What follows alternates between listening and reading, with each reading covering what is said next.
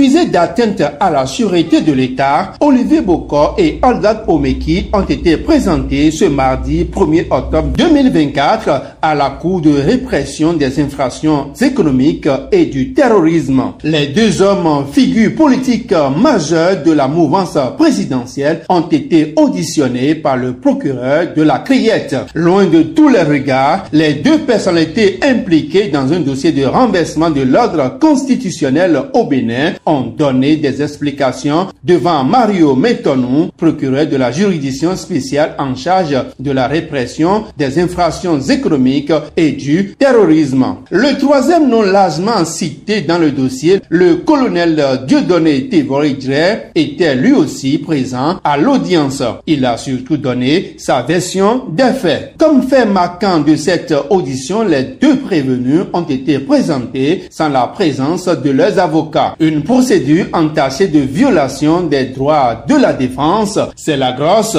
interrogation. Les proches et alliés de l'homme d'affaires, ami intime du président de la République et de l'ex-ministre des Sports, craignent déjà que cette situation ne soit un prélude d'une condamnation rapide sans possibilité pour les accusés de se défendre pleinement. Après leur audition par le procureur spécial, les mises en cause ont été renvoyées devant la commission d'instruction. Qu'est-ce qui peut être bien décidé? Tous les regards sont donc tournés vers la dite commission. Mais des sources proches du dossier indiquent que Olivier Bokor et Aldad Omeki pourraient être placés en détention provisoire en attendant leur procès dont la date sera connue dans les jours à venir. Wait and see.